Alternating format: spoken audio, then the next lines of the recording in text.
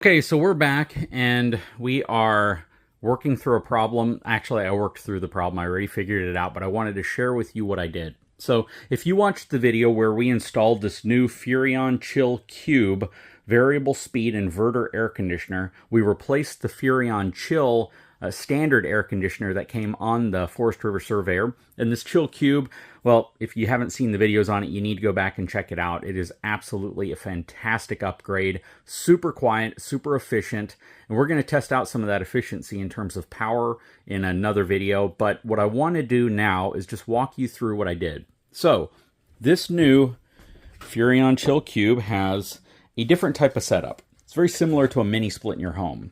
All your controls are on the cover, which goes on the ceiling right there. And these controls give you a ton of different capabilities, from controlling it in eco mode, switching the type of mode, putting it on dry, changing your fan speed, the swing of the louvers here so it spreads more air throughout the coach.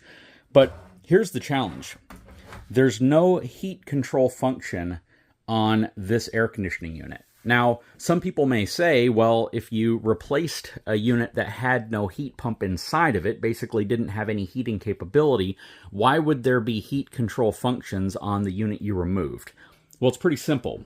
So the Furrion thermostat that normally sat right here, and a lot of you are probably familiar with it, this allows me to turn the air conditioning on, the fan on, and the furnace on. So this gives me control over my entire HVAC system inside of the RV.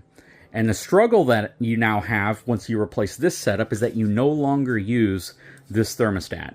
So this thermostat, which is wired through here, and it comes out here. I had two AC units in here. That's why you see two sets. I actually still do have two ACs. Neither one of them need a thermostat. But this one right here went to the front AC unit, which we installed the manual covers on, so we don't need a thermostat for that, so we're not using these wires. And this right here are these wires. So the four wires coming in right here are these same four wires.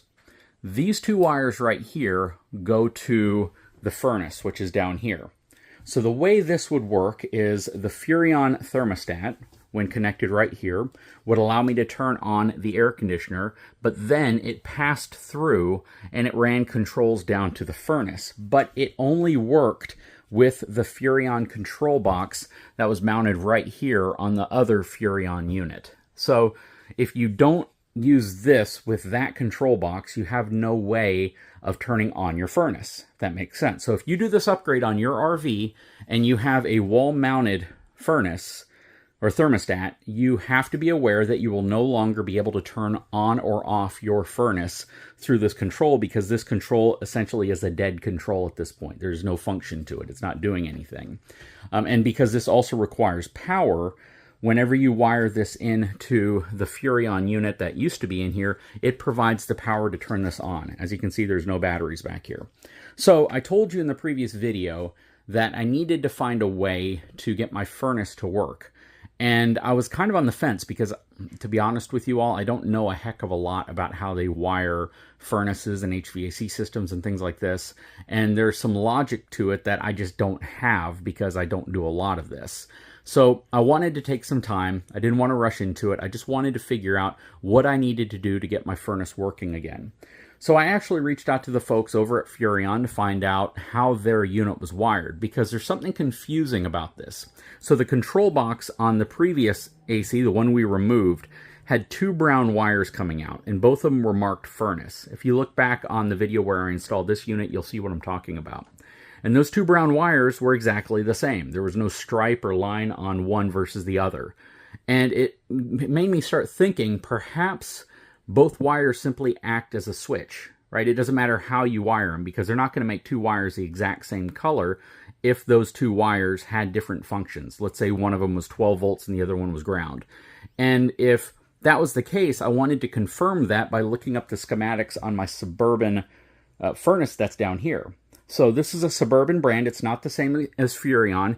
And I wanted to see, when I found the wiring harness or the wiring schematics for this furnace, how it required incoming signal from a thermostat. And I was hoping that the two wires that go into the furnace were going to be the same color as well. because if they are, that also indicates to me that it doesn't matter what order you put them on. It basically just completes the circuit. It's like a switch, and it closes the switch, completes the circuit, and that tells the furnace to turn on, kind of like a light switch. Well, to my surprise, thankfully, they are the same two color. They're blue. So there are your red, which is power on 12 volt, black, which is your ground on 12 volt, and then you have two blue wires, and those two blue wires say and are marked furnace. So to me, again, that just simply means it's kind of a pass-through. It doesn't matter where you wire them or how you wire them. It's just the fact that it connects and completes the circuit whenever you turn your furnace on. So what I ended up finding was a heat-only thermostat. I got this off of Amazon. I wanted to get one that looked kind of nice. At first I was looking for a black one, but then I figured this one would actually look better on the wall. And all this is designed to do is to control heat. That's it. It does not control air conditioning. Actually, there's a button right here that does nothing because this is only a heat model. If this was heat and cold, then you would see cool and heat on this little toggle switch, but it says nothing. And if you look at the instructions, it actually says that it doesn't do anything. But I guess it was just cheaper to keep the switch on than to make a model without a switch.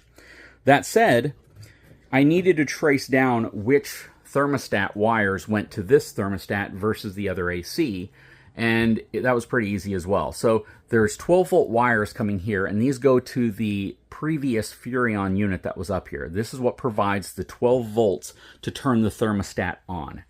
And so I had 12 volts here, and I simply connected them to the two wires here. I would just trace it using my voltmeter or multimeter over here to see which ones showed 12 volts. And that was as easy as that.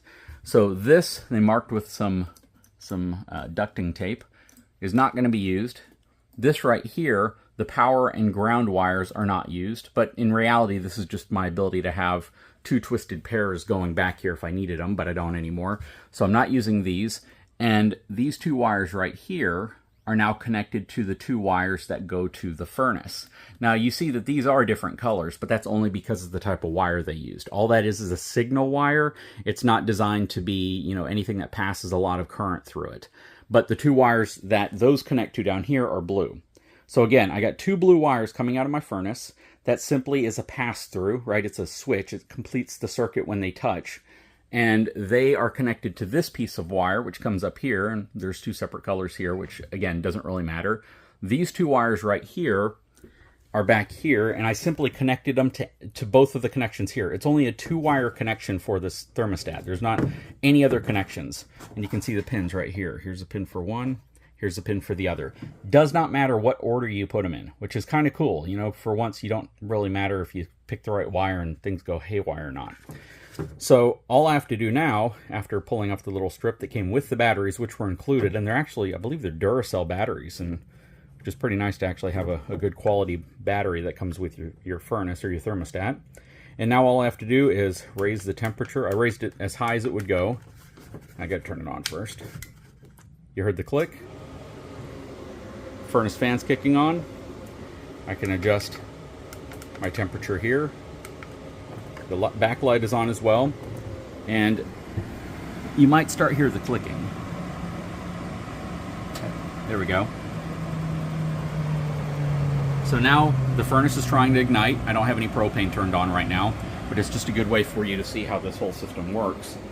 And I have a furnace that's giving me the ability to be controlled through a heat-only thermostat, and I can fill in that little hole in the wall where this used to be.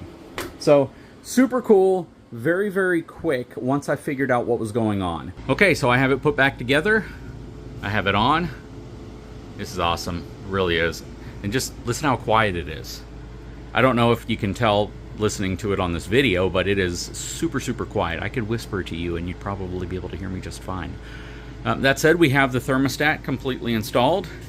I think it looks really, really nice. And it blends into the wall really well. Now, I did not put the remote, which is also a thermostat. That's a thermostat for the AC. This is a thermostat only for the furnace now. But I did not put the remote over here. Mainly because when this slide out is in, you don't have access to it. It's covered up. And so is this. But I wanted to be able to put it in an area where it kind of made more sense. So instead, I put it right here. So now I have quick access if we're laying in bed, because this is a Murphy bed, it folds down. I can quickly grab it. It's right by the entrance. If I need to come into the RV, just turn it on to get it prepped or ready, I can do that without having to put the slide out. And I think most people who RV understand there's a lot of perks to not having slides, and there's a lot of perks to being able to move around when your slide is in. I have some issues with the fact that I can't get to any of this back here when this slide is in, because it goes to right about here. So I have to push the slide out every time. Every little thing I can do to give me a little bit more control back when the slide is in is a big deal. So I love the fact that now I can control everything from here. Drop it down to, say, now let's put it at 77 for now. Anyways, guys, that's going to wrap it up for this video. I sure hope you enjoyed it. Pretty simple thing to do. And, you know, if you do a similar upgrade on your own RV, or perhaps you go to one that is direct fire, or whatever you end up doing, and you're looking for a means to get your furnace to still work after you've removed the thermostat that normally connects to your AC and your furnace, this is an upgrade that might benefit a lot of you guys. So I think there's a lot of lessons here that I learned, and hopefully this is something that you can take a little bit of information away from if you're looking to do a similar upgrade to your own RV.